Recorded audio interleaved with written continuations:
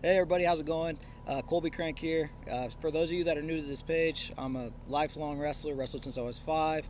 Spent roughly the last decade in college coaching, most recently helping a club, actually that set the state tournament scoring record.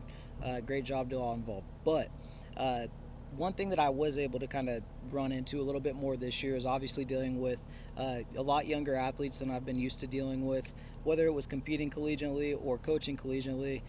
That was a huge chunk of the last, man, I want to say, 12, 13 years, of my life. So getting back to this level, all right, and kind of seeing some of the hurdles, and then also understanding this is some stuff that I struggled with competitively. This is things that, as a coach, our athletes were running into a ton. You get to a college level, obviously, there's a couple puds, few fish, but for the most part, everybody's there for a reason. They're pretty talented. But those biggest hurdles, right, all up top, and that's not something that happens overnight. That's not even something that we aspire to do. Even as an athlete, they're like, man, why can't I get this right? I'm in the wrestling room. I can kick everybody's butt. But then, like, we turn the lights on, and this is, I'm the worst wrestler in the gym. So a lot of that kind of starts at a youth level with this growth mindset. And it's the same thing that we ask our athletes to do. So let's say that we're trying to teach them a wrestling move. Okay, so they're not going to be perfect at it right away. They need quality instruction, they need great coaches, they need information, and then they need repetition. Okay, so that's going to be the same for anything in life, but there's just not a lot. Like they said, there's parenting books, but man, nobody gives you a guide, and say like, hey, this is how we do it perfect. So, trying to make that more accessible. This first ebook that I wrote, guys, it's not going to be it's not like you're sitting in a classroom. It's not going to be the most difficult thing that you've ever read. And I did that on purpose, okay? So I'm a really big analytics guy, first and foremost. And, on top of that, things need to, I need to be able to connect the dots. And all the stuff that I hear, so there's already some great literature out there. I love to read, right? Probably one of my favorite hobbies. But I've tried to give books away, man. I can't give them away quick enough, right?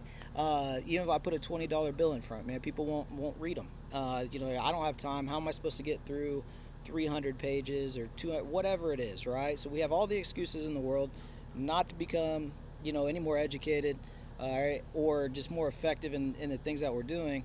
And so I priced it at a point that's less than, or about the same of going to get a Starbucks coffee.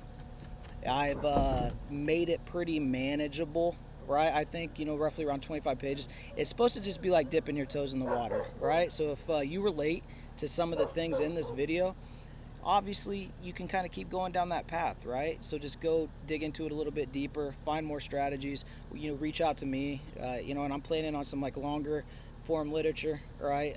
That maybe we could turn it even to, I know audiobooks are all the craze.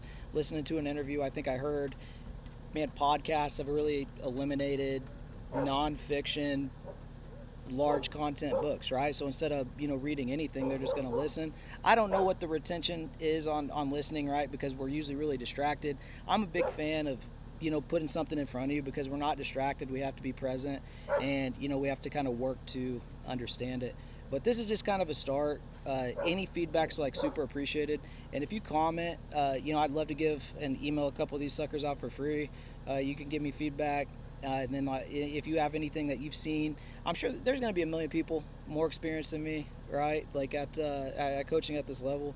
That's what makes like the era that we live in now so great is we're not stuck, right? So we have plenty of information. It's just a decision of, okay, are we going to try to go find it? Are we going to go try to surround ourselves with like-minded people, somebody that knows more than me? How do I grow? Versus are we just going to avoid it, kind of pretend like we know what we're doing?